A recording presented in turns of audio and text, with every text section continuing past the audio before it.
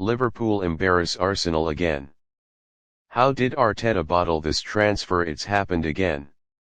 Just when Arsenal fans thought the club had turned a corner in the transfer market, another embarrassing blow lands, this time from Anfield. Arsenal had reportedly agreed a deal with Salford City for 17-year-old sensation Will Wright, a striker being hyped as one of England's most natural young finishers. The £250,000 package was on the table. Talks were progressing. But in classic fashion, Liverpool swooped in late and convinced the player to reject Arsenal. And just like that, another gem was gone. What stings the most isn't just the deal falling apart. It's the pattern. This isn't new. Arsenal fans have seen this movie before. Mudryk to Chelsea, Caicedo to Brighton, then Chelsea, Vlahovic to Juventus, and now Will Wright to Liverpool. It's not just about losing players. It's about what it signals. A lack of pull. A lack of decisiveness. A worrying trend where Arsenal do the work, and another club takes the reward.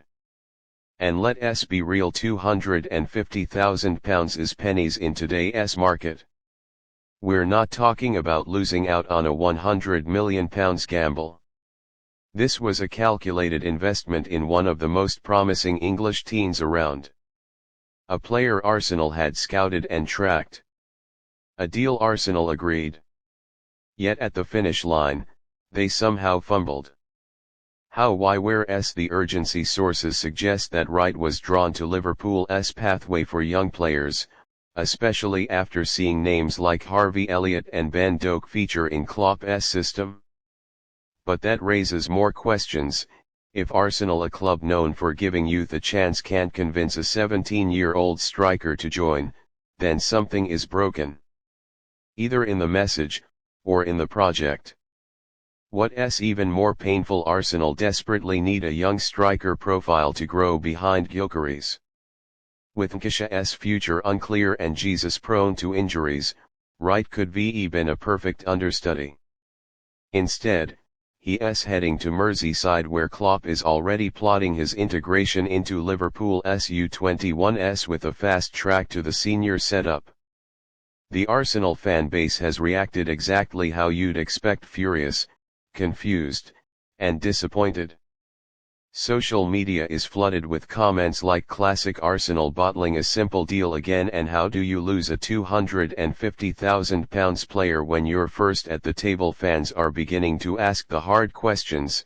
Is Arteta too focused on marquee names? Has Edu dropped the ball again? Are Arsenal's recruitment methods outdated? And it doesn't help that this comes in the middle of the Gyökeres saga, where Crystal Palace are demanding £35 million up front despite Arsenal already spending over £200 million this summer. The contrast is striking.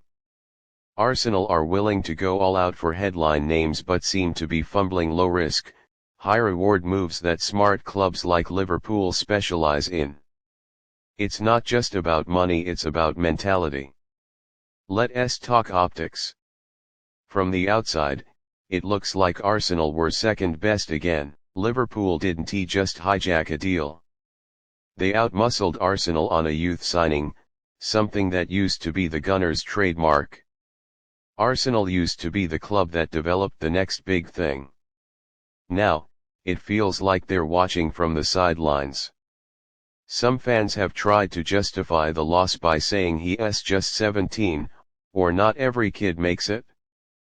But that's missing the point. Will Wright chose Liverpool. That's the red flag. Arsenal, the club of Hale End, the club that made Saka and Smith Rowe, couldn't convince him. That's worrying. That's what's got fans questioning Arteta's so-called youth revolution. And here's the brutal truth: this could come back to haunt Arsenal. Imagine Will Wright breaking into the Liverpool first team in 2 years and scoring against Arsenal at the Emirates. The memes will fly. The fans will rage. And the media will label it another missed opportunity for a club that claims to be building for the future. Arteta has done a lot of good. No one's denying that. But moments like this spark doubts. Is he becoming too obsessed with perfect profiles, ignoring the raw talent right under his nose? Is the system so rigid that players now feel they'll have a better shot at breaking through elsewhere? That's the question fans are now forced to ask. In the end, this isn't just about Will Wright. It's about what Arsenal are becoming. Are we the club that builds for the future, or are we a club that watches it pass by? Because in football, you can't afford to be second, not in matches, and certainly not in the market. This saga may be over, but the damage is done.